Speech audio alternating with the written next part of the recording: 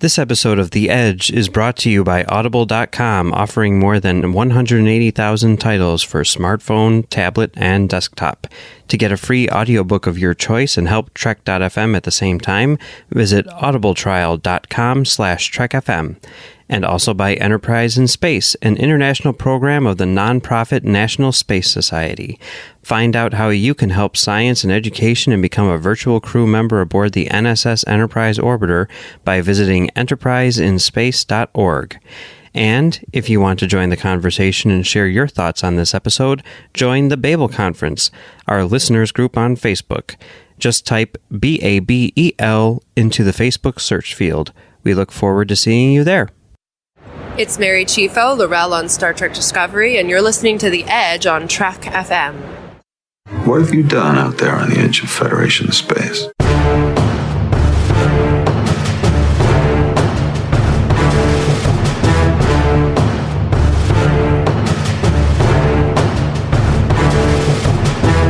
Welcome, listeners, to another episode of The Edge, Trek FM's dedicated podcast to Star Trek Discovery. I am not Amy Nelson, nor am I Patrick Devlin, so don't adjust your devices. We are your new co-hosts. I am Liam Smart, and joining me today is Brandi Jackola and Nick Collinson. How are you guys? Awesome. Yeah? Brandi? Same here. Yeah. I'm awesome too. Nice. How are you doing, Liam? How's the head? I heard that you were doing a bit of a wine tour yesterday. Yeah, no. So I did a wine tour in the McLaren Vale region. Started drinking at 9:30. And that's AM. Didn't finish drinking until about 4:30 PM. So it was an experience. Anyone who's in South Australia or comes to South Australia has to go to McLaren Vale and the Barossa Valley. They're beautiful places with beautiful wines. I absolutely agree. Not trying to push any Australian stereotypes straight out the gate here, but yes, agree, definitely. If you go to South Australia, check out those places. And in the same vein, if you come to where I am in Victoria, you got to check out the Yarra Valley. Mm-hmm. We're a nation of alcoholics. Yeah, I can't say anything about drinking here. We have to get our hard liquor at a state licensed liquor store, so. It's basically the same here. No, we'll just go to the nearest winery and pick it up.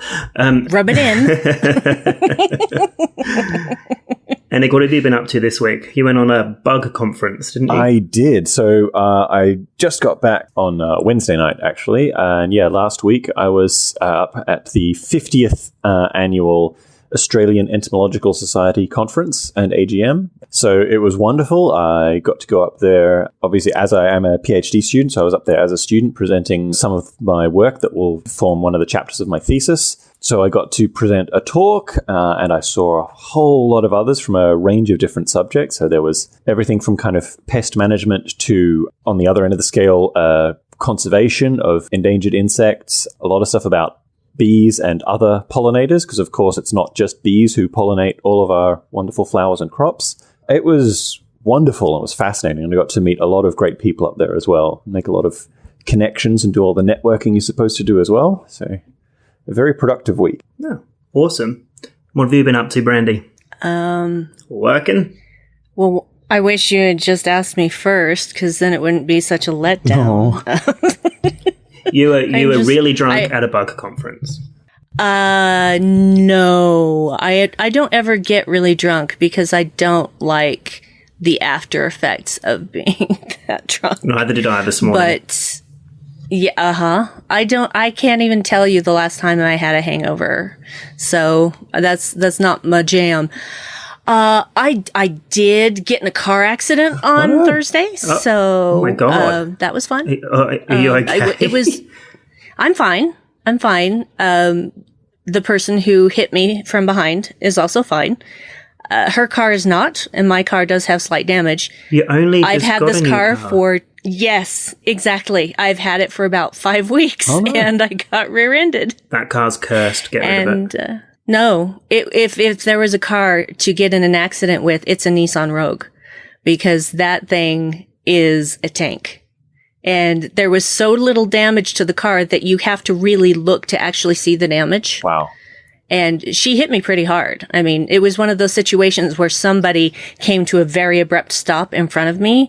And so I came to an abrupt stop as well and managed to not hit that person. but the person behind me was not able to do the same. And I feel bad for her because I know the feeling. I've been in a situation like that. And but it did kind of wreck the rest of my day. But that's okay because I'm fine and the car will get fixed and my insurance company is taking care of everything. So I can just sit around and wait for them to need something from me. That's brilliant. A similar thing happened to me not that long ago as well. Someone in a very fancy Lexus banged into the back of my rather tough and rugged Subaru. And because they banged into the back of me, their insurance covered it all. Yeah, because I think it's kind of like a worldwide thing that as far as traffic law, if you rear end somebody, it's automatically your fault. Got to maintain that proper stopping distance. Absolutely. Anyway, wine tours, bug conferences, and traffic accidents aren't all we're here to talk about today. Are they not? So, oh, I'm sorry. I'm in the wrong podcast. Yeah, me too. Apparently. I thought we were just having a chat.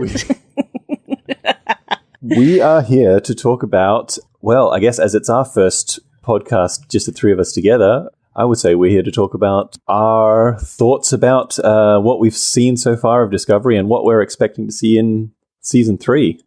So I thought we'd do a little introduction to ourselves. And Brandi, you had a fun little idea. Instead of telling us our Star Trek stories, because we've all been on The Edge and Live from the Edge and an episode of To the Journey and an episode of Earl Grey, you've all heard us before talking about our Trek stories. So Brandi, how did you get into podcasting? Well, that's kind of an interesting story. Do tell. Starts over a decade ago when it all goes back to Doctor Who, and I will explain why.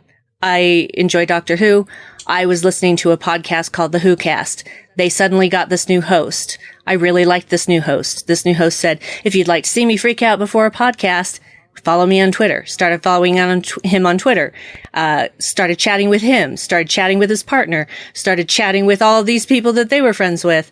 They started a podcast. This was 2009 that they started this podcast, and they had seen the Star Trek 2009 movie, and they wanted to know how I felt about it, and we sent in extensive feedback about that.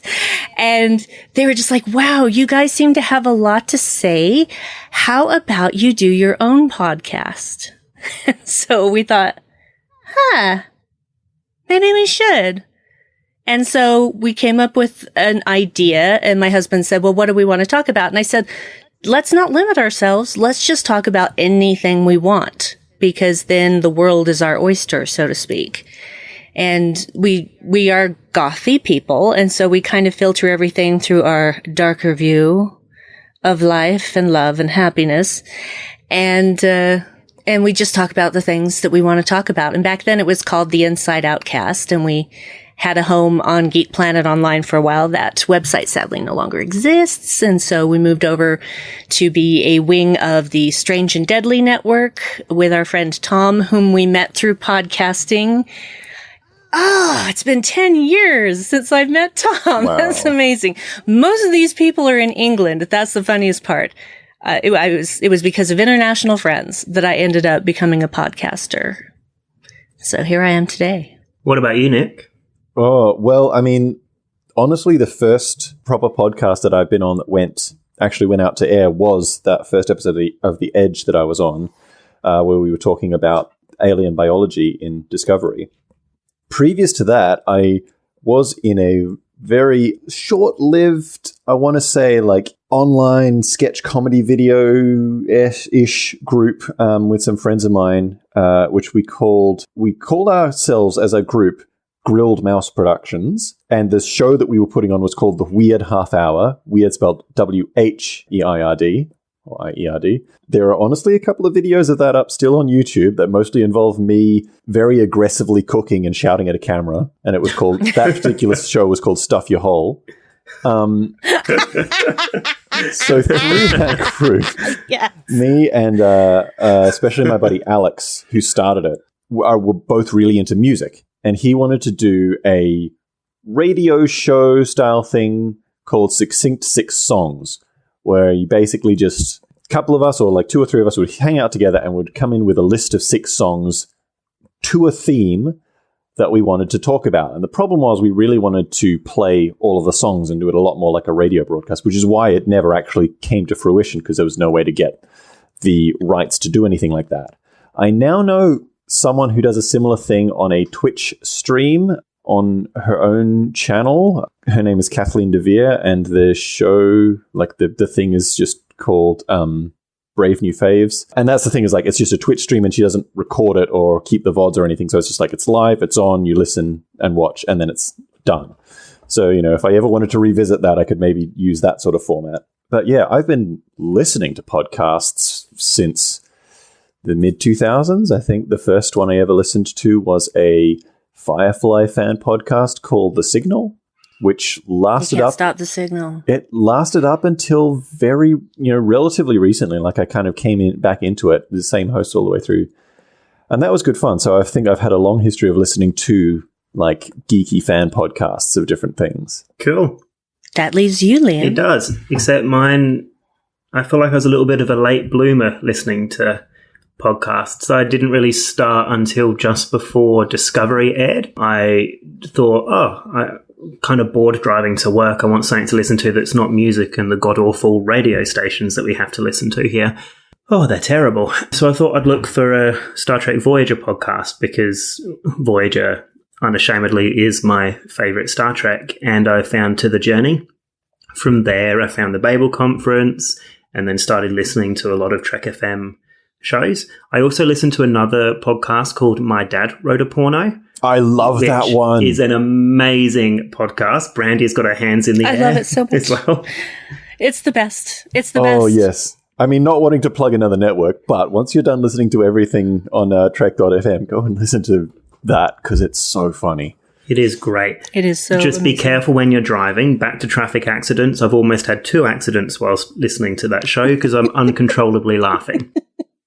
Yes. So yeah, after that, through season 1, when Amy was doing podcasts, I had a bit of a joke on one of the threads, and then she read it out on the show, and I thought, oh no, I was really worried that she took it the wrong way. So I ended up messaging Amy privately talking about season 1. Not long after that, I started talking to Chris Littlefield after one of Brandy's live shows, and then I was telling Chris that I was too scared to talk to Brandy.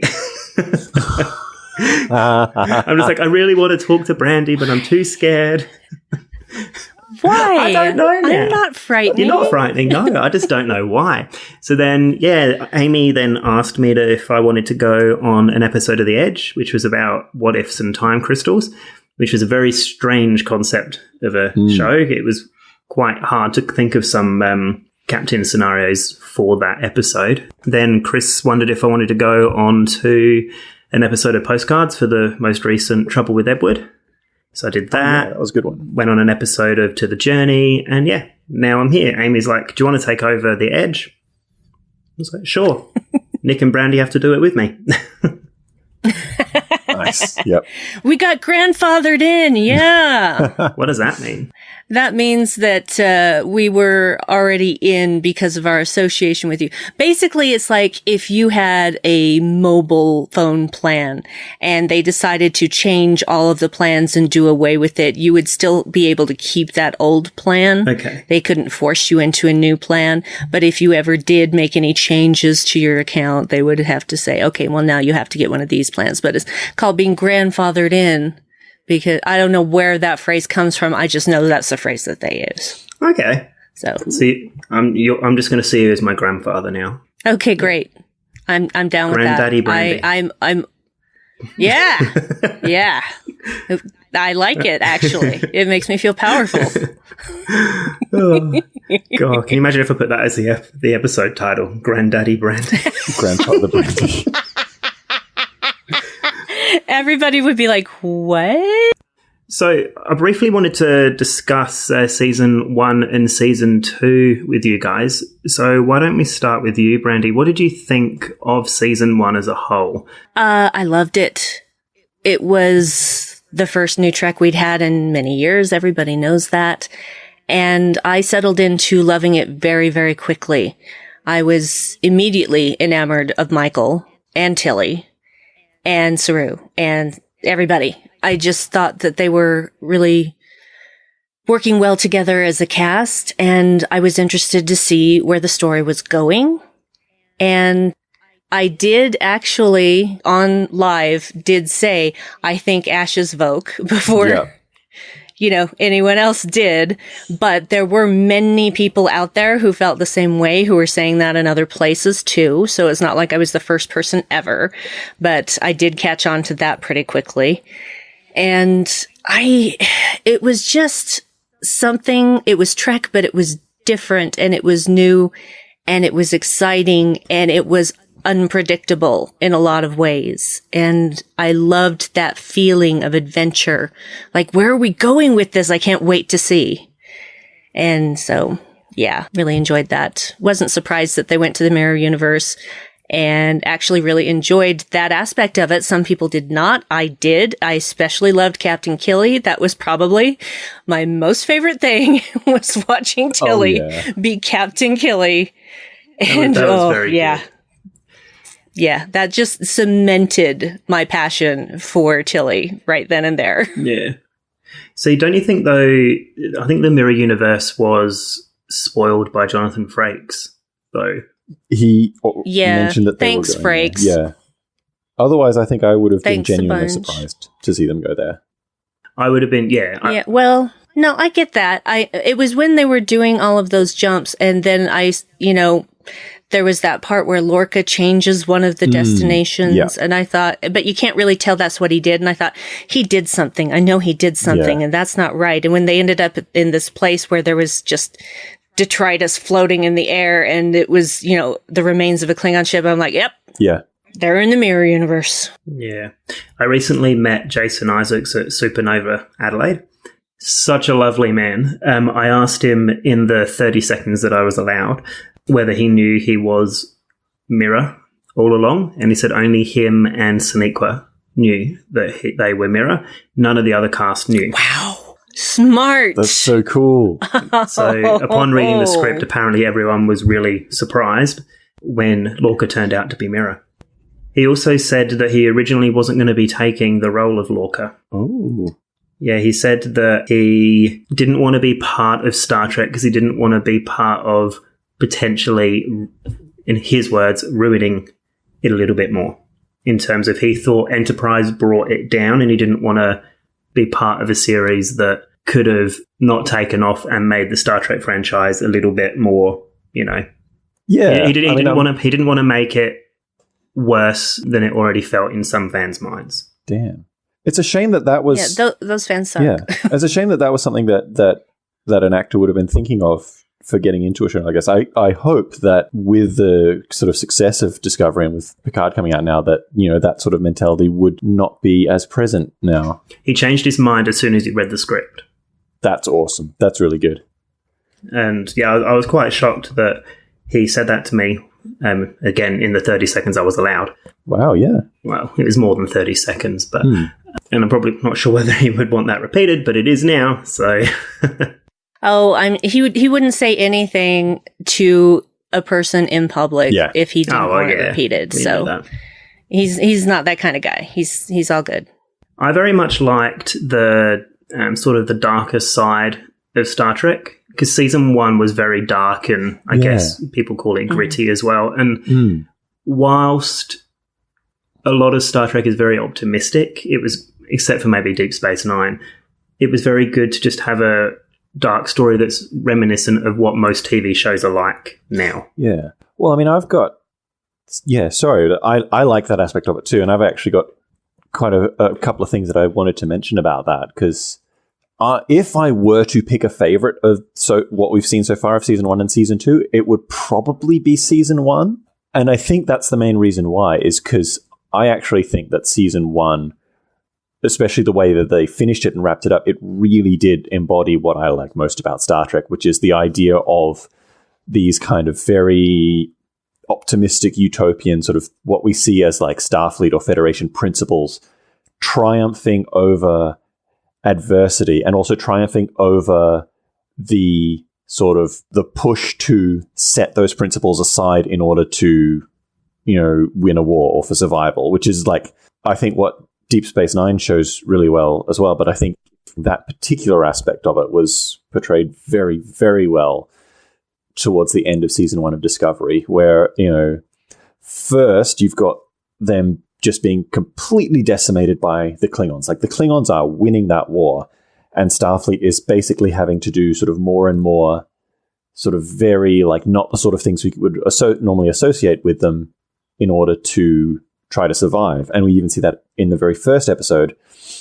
It is portrayed in a way that makes it look like if Michael had succeeded in her mutiny and had sort of betrayed Federation principles, so to say, that may have averted the war.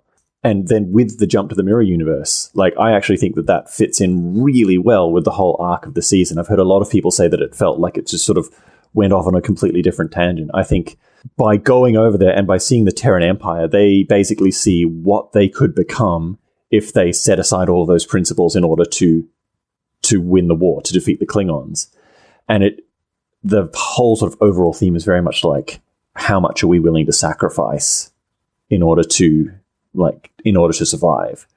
And then I just thought the way that they actually finished it was, I mean, maybe the only criticism I could have of, like, the final episode was it felt a little bit rushed. But yeah, it's just the whole sort of wrap up of that. And L'Rell is such a fantastic character.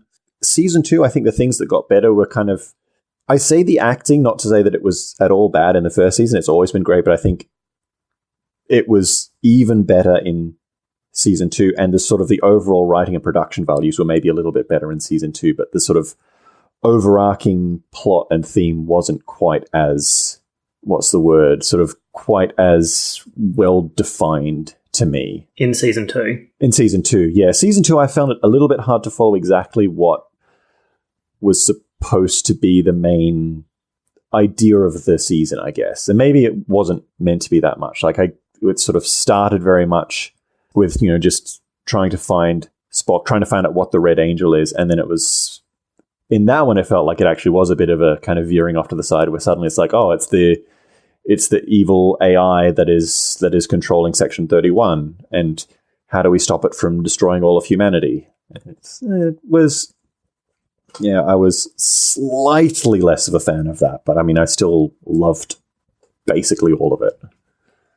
See, I was originally one of those people that thought, hang on a minute, we started off with the Klingon War in season 1, then we hit a brick wall, and all of a sudden we are now going into the mirror universe. I never thought until just then, Nick, about them seeing themselves in the Terran Empire and losing their principles, and how they would have to defeat the Klingons using principles that aren't of the mirror universe. I've never thought of it like that. It's funny you also say that season 1 is your favourite. I would say season 2 is mine. I think more people would say that. I wouldn't say anything about it being about the themes. I just found the story a little bit more compelling because it's more of a mystery aspect until Michael Burnham was revealed to be the Red Angel. I think we already know my opinion on that one from last episode. I'm not a fan of Michael Burnham being the Red Angel. I thought it would have been better if it was someone else. But hey, it was still a good show. I ain't going to say anything otherwise. But Brandi, what did you think about season 1 and 2? I mean 2. Hang on a minute. I already asked you about number 1, didn't I? Sorry. Yeah. Oh, it's going to take me a while to get used to hosting stuff, isn't it? It's okay. It's okay. It's all good. I loved season 2. I loved a good mystery. I'm usually very good at figuring out mysteries, so I love it when I'm stumped. And they totally faked me out by making the Red Angel more than one person. Yes. And that was smart. Yeah. That was smart. I'm like, yes, okay. You actually surprised me, and I love it when I get surprised by a mystery, because most of the time I can figure it out. But wouldn't it have been better if it remained the mother, though, don't you think? Or not? I do not. I do not think that at all. Because that's the thing. You can't have the mother just suddenly the mother's alive and she's the hero of everything. That's not going to help our story. Yeah. And so I understand why they did what they did, because without finding out about the mother being the Red Angel, Discovery would not have been able to get to the future. So unfortunately, They needed that MacGuffin to make the Red Angel suit recreatable. But because it's programmed to a specific kind of DNA, Mom's gone, so who else is going to do it? Oh, yeah. Good point. It's not going to be a shapeshifter. So... Odo comes flying in. I think even when you're a shapeshifter, does that change your actual DNA structure? Let's ask the biologist. I think you're... Don't ask me. So I don't know. Anyway, in any case, I really enjoyed season 2. I enjoyed them going back to things that had been mentioned in season 1, like the death of Michael's parents, and that there's more to that story, and finding out what there is to that story. And there are a lot of people I know who were disappointed that they didn't see the Klingon War in season 1.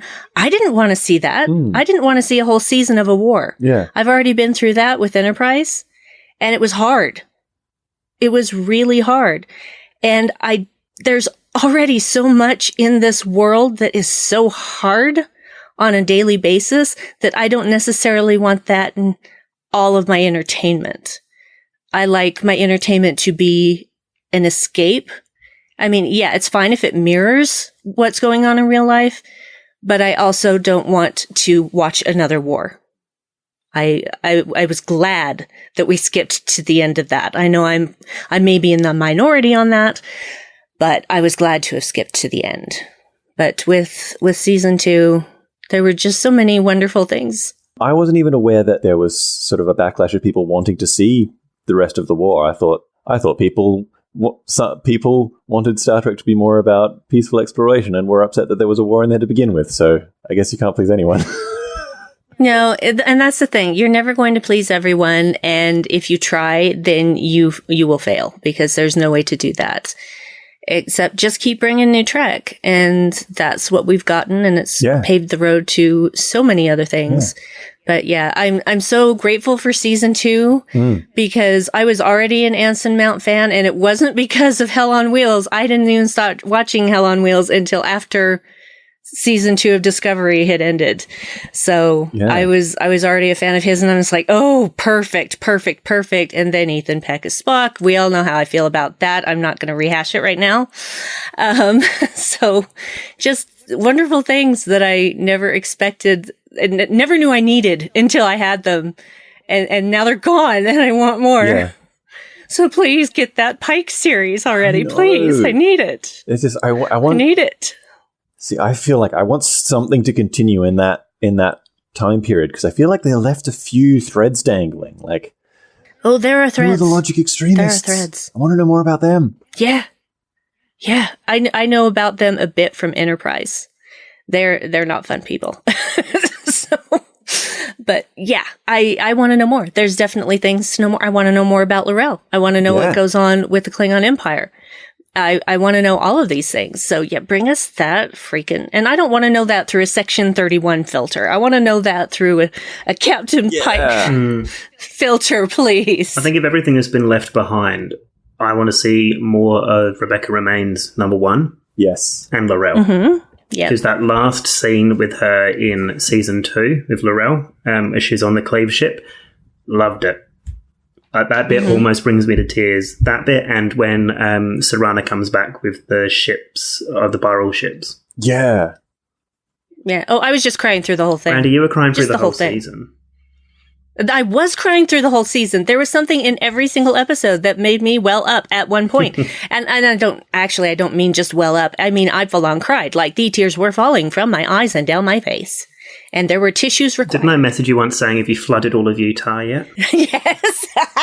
That would be impossible. There's a lot of desert here. So. I'd have to really work to flood the whole state. I was wanting to ask both of you, and very quickly, what did you think of the Klingon redesign? Oh. So when I very first saw it with, like, you know, not like studio lighting or anything like that. I think the first leaked picture was just a bunch of guys in makeup sitting around a lunch table. Yeah, I thought it looked really weird. I was like, what? How are those Klingons? But as soon as we actually saw them in the show and had Takufuma giving that wonderful speech in Klingon, I was hooked instantly, and I will put on record that I'm not ashamed to say at all that the Discovery Klingons are absolutely my favorite incarnation of the Klingons. They have made me take the idea of the Klingons seriously. Like, season 1 of Discovery made two things in Star Trek that I had previously found kind of a bit silly and not enjoyed that made me really invested in them, and that's the Klingons and the Mirror Universe. Mirror Universe episodes, especially in Deep Space Nine, I would skip. And like Klingon-centric episodes in like TNG, I wouldn't skip, but I tended to not enjoy them as much because I found them a little bit one-dimensional. It was very much like, honor. There are a few bits, like Worf is a good character, and he's, he does have like growth, but just as soon as they started showing, the different houses and these different characters, and there's more than just like kind of the warrior class, they're maintaining their culture and their identity, and there's all of these different sort of warring factions, and L'Rell, like, I think I have to put out for like the character of L'Rell herself, and Mary Chieffo's acting is just like brilliant, and it is definitely her that is what kept my partner watching with me for the entire 2 seasons as well, who has never watched any kind of Star Trek or any kind of sci-fi before, and we were both just like on the edge of our seats just anytime L'Rell was on screen. I love the Discovery Klingons. That's good. Brandi? Yeah, I'm a fan. When I first saw the quote-unquote new Klingons, I thought, oh, okay. So they don't have hair. Okay. That was pretty much my reaction. And then there was all of this hullabaloo, because there's always going to be hullabaloo about any changes. And I'm just like, it's fine, guys. It's fine. But getting to see them in action in a totally different way than any other series or movie has done a world of good for that race. Yeah. And I appreciate them even more than I did. And I feel like their culture has been given this deeper, richer undercurrent that it didn't have before. And I think that, Mary Chieffo as L'Rell was absolutely inspired, amazing, wonderful, perfect in every way. And I want more of her. And I don't really have anything negative to say about the Klingons at all. If anything, I'm just overjoyed that they got so much attention and that we got to hear so much Klingon. Yes. Oh, yes. Entire conversations in Klingon. Yes. That's what made it more realistic to me. You got an alien race. Listen to their alien language. We can all read subtitles. It's not, generalizing, but the subtitles are fine, and it's just good to immerse yourself into another completely alien culture. When I first saw that picture of the redesigned Klingons, I thought, oh, good. It's 2016, 2017. Makeup's caught up to us. Yeah. They look great. Mm-hmm. Yeah. Had no issue with the slightly different looking Andorians and the Tellarites. I thought the Tellarites looked awesome. Yeah. Oh, yeah. Absolutely.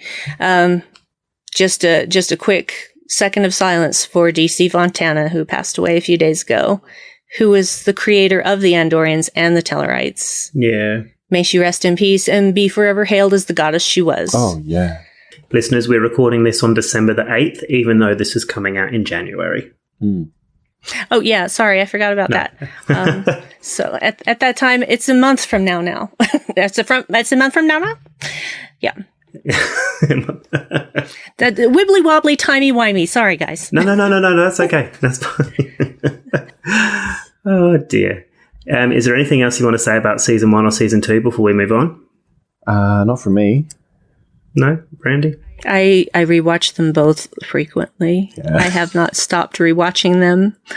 I now have the season 2 Blu-rays because special features. Oh, cool. The special features are fantastic. Now, moving on to season 3.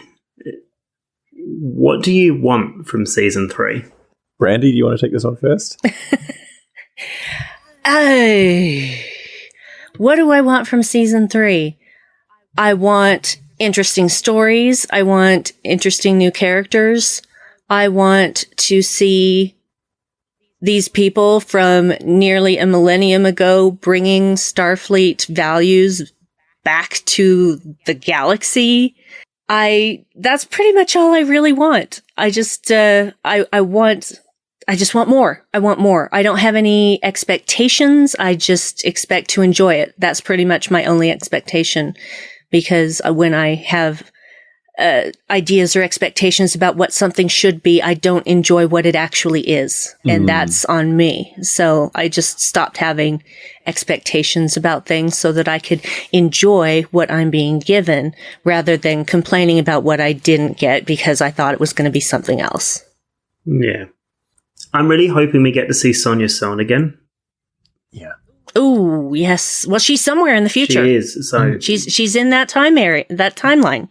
So she's out there. I'm sure that they're going to eventually run into her, because if she got pulled back to New Eden, they're eventually going to find her. Because, they got a spore drive. See, this is one thing that did bug me. Sorry to go back to season 2. They had all those issues going through with the JARCEP, with the JARCEP saying you're using the mycelial network, you're ruining the network, yet they still then go and do the spore drive. Yeah. And they still go jumping. Yeah. And then at the end, they in that whole thing of like, just everything that happened to Discovery is classified to stop the information getting out. They included the spore drive in that. And it's like they had a perfect reason that the spore drive was no longer being used in the original series because it was destroying the, that is one of my, probably the biggest criticism I have, is that they sort of dropped the ball on that particular aspect of things. And this is my feeling about it, because the JARCEP said that it was Discovery that was doing it, and it's because it unleashed a monster. But the monster was Culber. So if they removed him from the mycelial network, is there really still a problem going on? But May did say that every time the ship jumps through, it destroys part of... punches a hole. Yeah. So, I mean, she said it was starting before the monster, quote-unquote monster, came through. Okay. Yeah. I don't know. It's one of those things that I feel like they could have wrapped up, like you said, Nick, a lot better than just... Maybe that's going to be a part of season 3, because they did not, exclude going back into the mycelial network, because Tilly did say to May, we'll find a way. So they did pinky promise. I feel like they did have a pinky swear. So, and Tilly doesn't break those pinky swears. Oh yeah. Those are super important. Yeah. Do you know one thing I really want? And I think I said this before on a round table. I want non-humanoid aliens. Yes, I agree. Yes. Give me something with 47 legs. Like, ooh, get some Tholians up in there. Exactly. Tholians. Ever since... Yeah. When have we seen a Tholian except in Enterprise in the Mirror Universe? Yeah. We need to see the Tholians.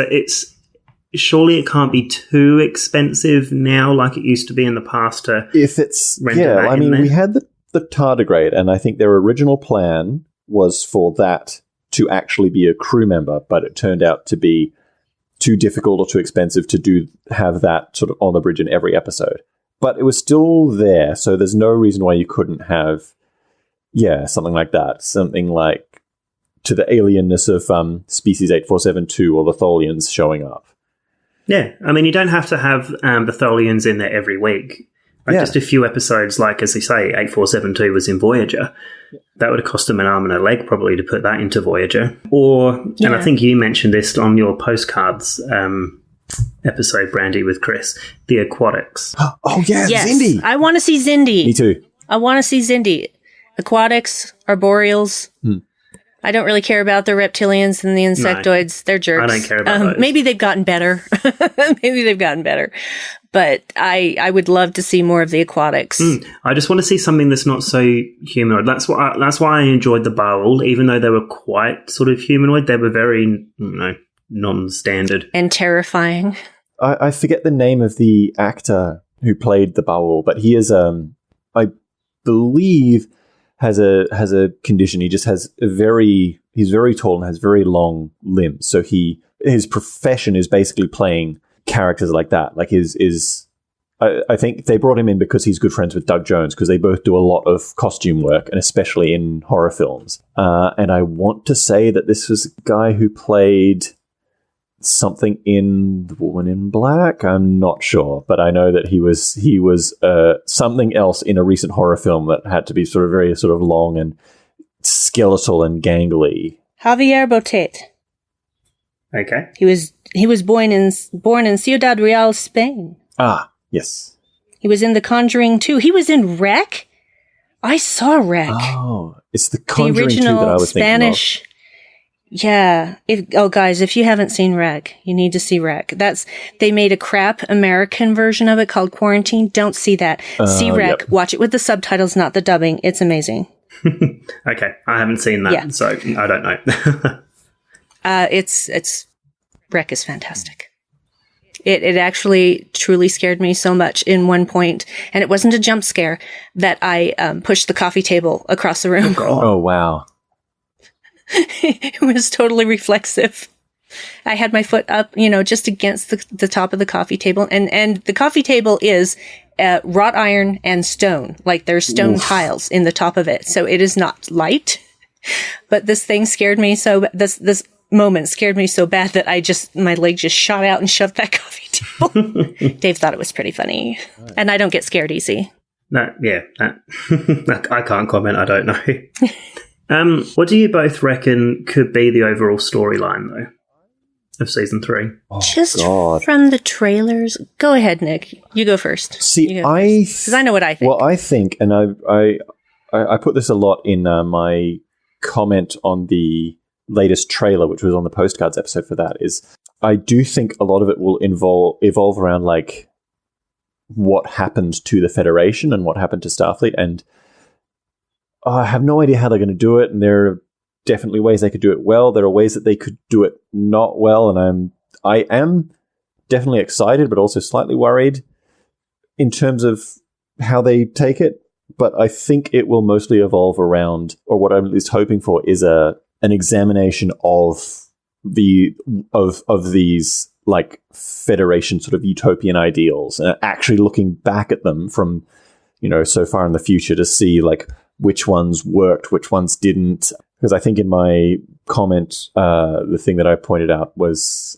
this is a quote, and I cannot remember where I first saw it, but it was the idea that utopia is an exercise in stagnation. And I can... That was Postcards. Yeah. And I think that is something about what we will see. I imagine that it will have shown that the Federation got to a certain point where they thought that their society was perfect, so they stopped trying to improve things, and then slowly things go bad and start to stagnate, and it happens just slowly enough that no one notices. And the creators have said that Star Trek is always going to be sort of reminiscent of the current world. So I think we'll see a lot of that coming into it as well. And I really don't know sort of what forms it could take. And I'm really excited to find out because, I don't know what the overall sort of overarching story or theme could be. Because I think with that, we know the Federation was okay in the 31st century from what happened in Enterprise. With Daniels and, the Time Police or whatever they are coming from the 31st century. Discovery's now there in the 32nd century. So do you reckon that kind of thing could happen within, 100 years? That it could fall apart like that? Oh, absolutely. Yeah. I think so. Because complacency is the beginning of stagnation. Yeah. So being complacent and not working towards a goal anymore... you can fall apart really, really quickly. Okay. What do you think, Brandi? What do you reckon could be the overarching storyline?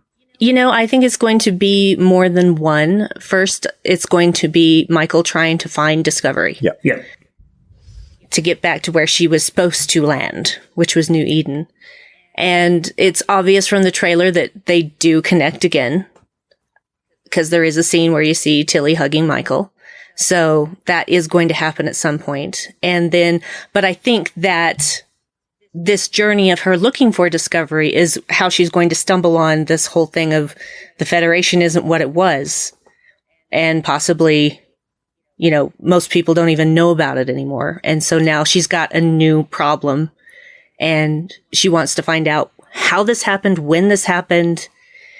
And the thing is I don't know how she thinks she's going to fix it if her time crystal is drained and she can't go anywhere. So I don't know how they're going to solve that particular problem. I mean, they probably still have that incubator that Queen Poe made. Yeah. But I don't know if if it actually can be refilled or if it's just, now burned out beyond repair. I don't know. I guess we'll find out. Exactly.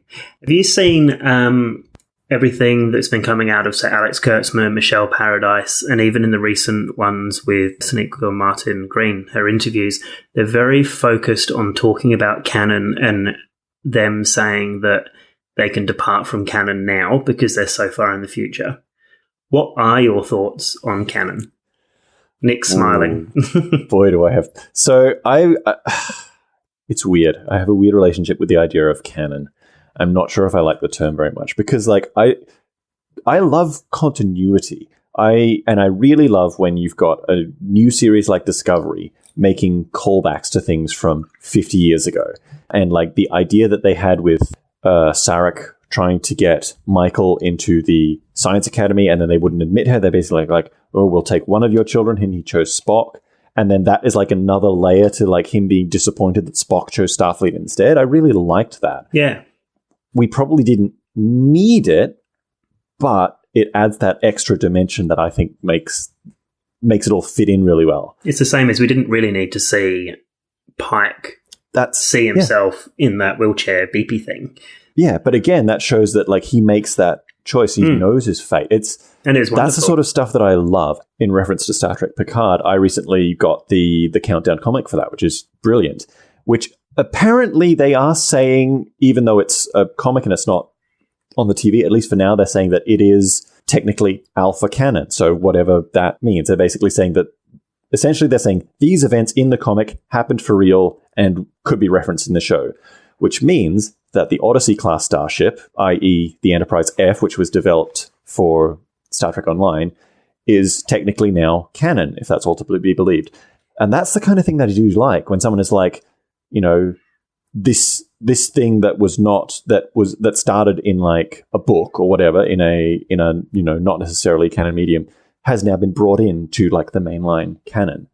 The other side of that, when there's one slight tiny continuity error or something, and someone says, "Oh no, that breaks canon," that I really dislike because, like I say, continuity is good, but when you actually try to refer to it as canon, which this term comes from the canon of the Bible, basically, it's this is the text that is the word of God. This is the thing that we believe to be the truth.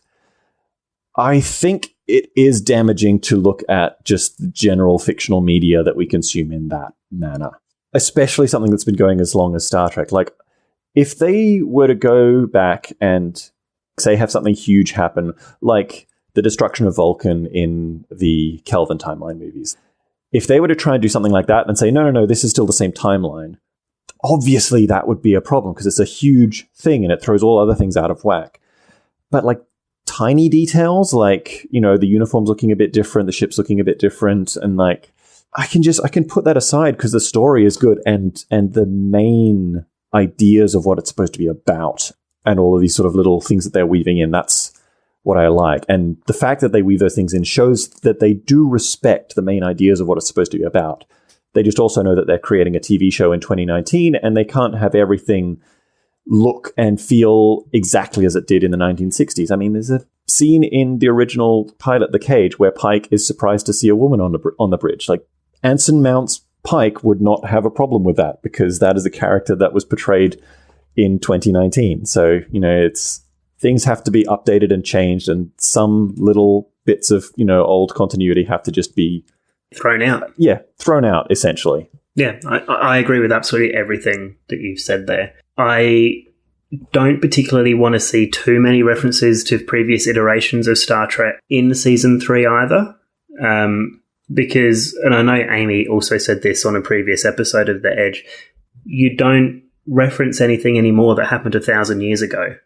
I mean, you can do, and those things that you reference are big events. Yeah. So, for example, there'll always be references in the future to World Wars 1 and 2. There'll always be references and learnings, at least in British school, about the Battle of Hastings and things like 9/11, etc. All of those things are massive events.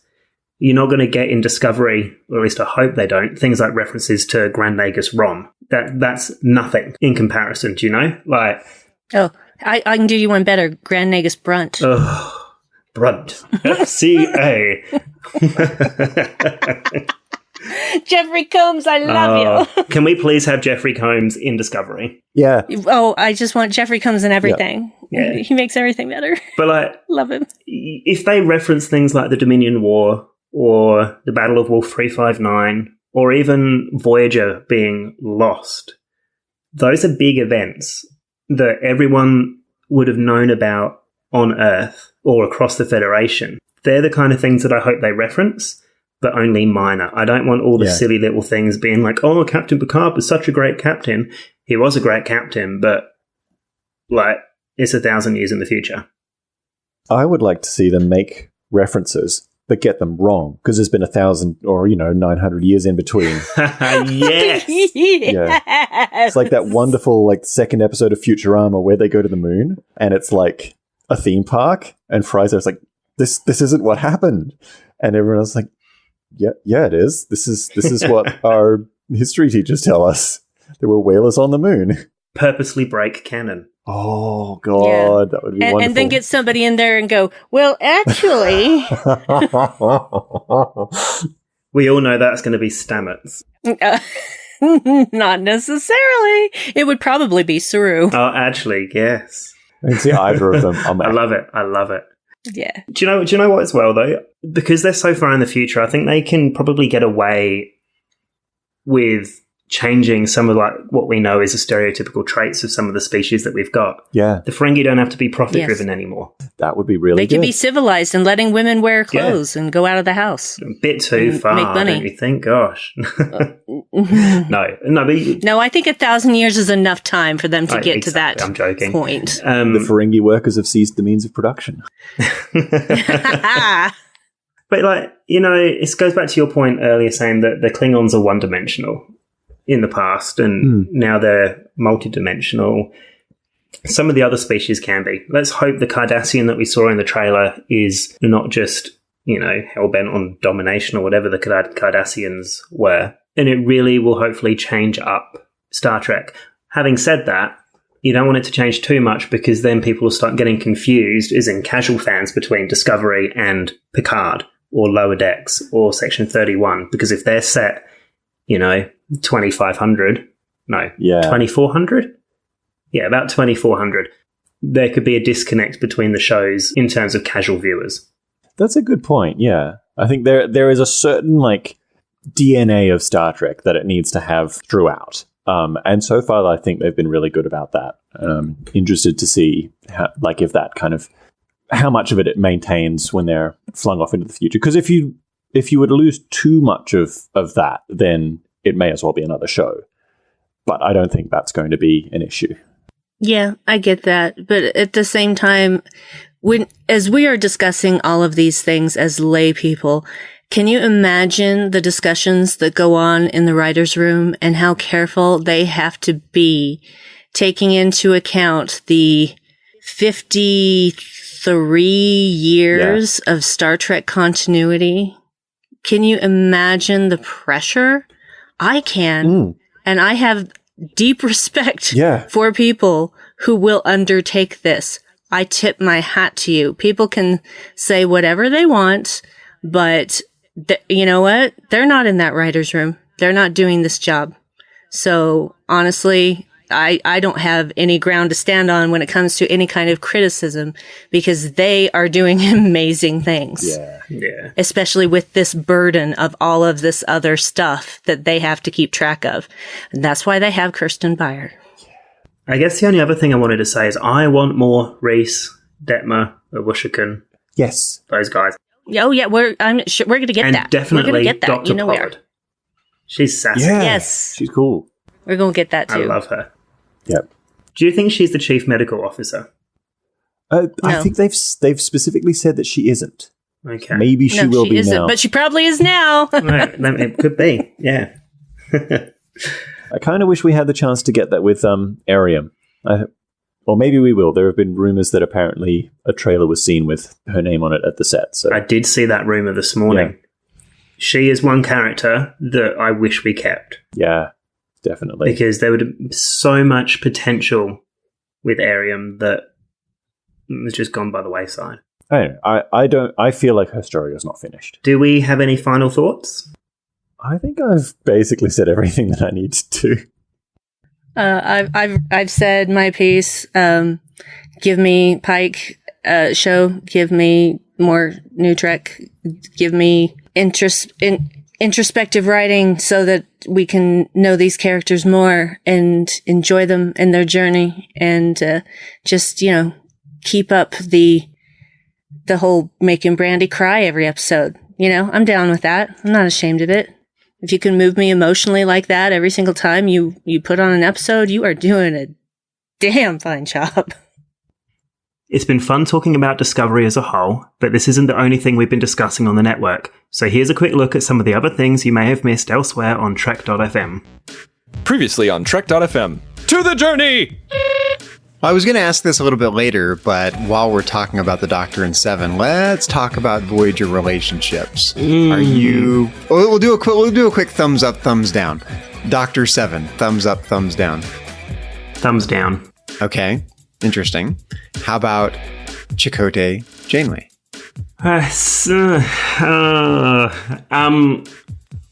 I like the idea, but I also don't... The coin is on its edge. Yeah, but I also don't like the idea of the captain and the first officer being in a relationship.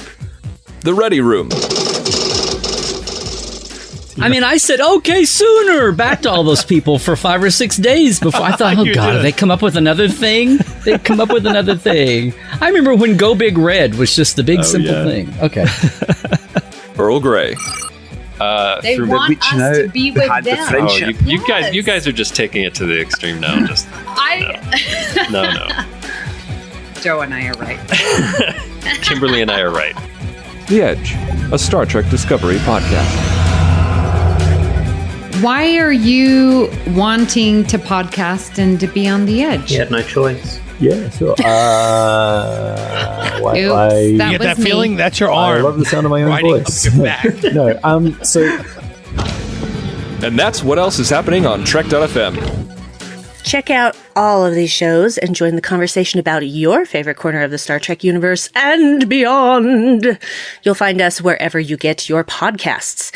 If you're an Apple user, be sure to hit the subscribe button in Apple Podcasts on iPhone, iPad, or Apple TV, or the desktop iTunes app, if there still is one, depending on what version of OS you have on your Mac. Anyway, that'll get you the latest episodes as soon as they drop. And please leave us a star rating and a written review. If you're not an Apple user, we've got you covered as well. You can find our shows on Google Play Music, Stitcher, TuneIn, Spreaker, SoundCloud, YouTube, in most third-party apps, and you can stream and download the MP3 file from our website or grab the RSS link. We'd love to hear your thoughts on today's show, and there are many ways for you to do that. The best place to join the larger conversation is the Babel Conference, our listeners group on Facebook. Just type BABEL into the search field on Facebook and it should come right up. If you'd like to send us an email, you can use the form on our website at trek.fm/contact. Choose to send to a show and select The Edge. That will come right to us. You can also find the network on Twitter at TrekFM and on Facebook at facebook.com/TrekFM. So, Brandi, where can people find you when you're not crying a flood in Utah through season 3? You can find me. You can find me on Twitter at Brandi112. Brandi is with an I-12 as a number. And you can also find me lurking in the Babel Conference. You will also find me on Live from the Edge with my good friend Bruce Gibson. Next episode will be sometime, depending on when this is going out. So, we drop that the day after each new episode of Discovery airs. Probably at the time this has gone out, we will have finished with the short treks. So hope you watched us there. And I do a podcast with my wonderful, fantastic, amazing husband of 22 years, Dave, called The Dark Corner Podcast, where we look at geek culture and things we like with sort of a darker lens. And there are swears, mostly from me. So, Nick, when you're not really loving the new dimensions of the Klingons, where can people find you?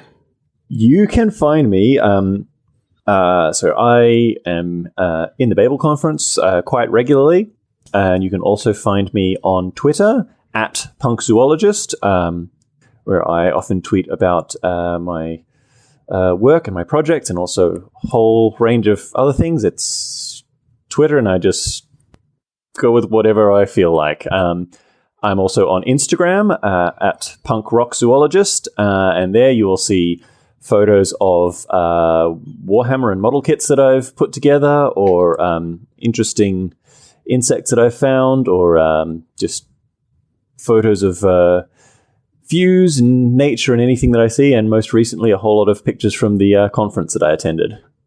So, and Liam, when you're not drinking all of South Australia dry of its wine resources, where can people find you? In hospital.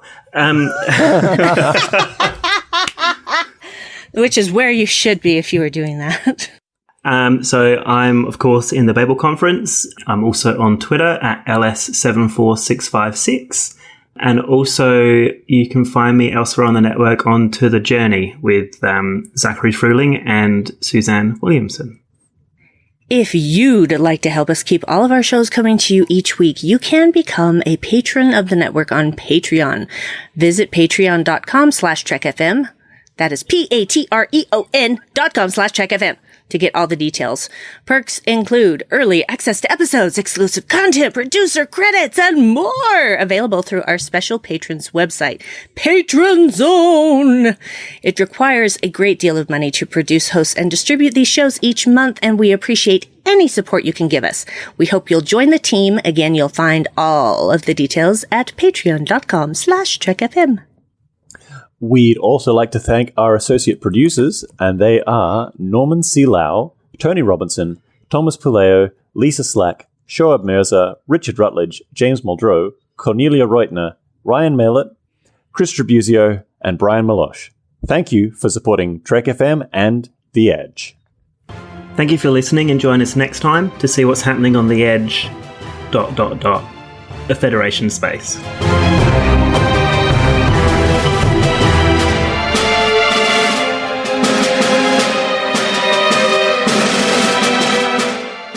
Oh, what did we actually talk about? I might just say Discovery as a whole. Discovery's holes? That sounds dirty. Normally my mind would go there as well, but you said Discovery's holes, and I just very innocently thought of the cutouts in the saucer section. I've just found the episode title. Oh, no. Better than Granddaddy Brandy, for sure.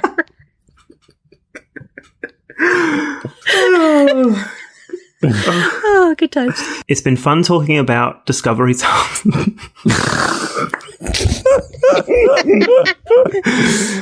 Oh, dear. You're not going to be able This to is do going it. at the end.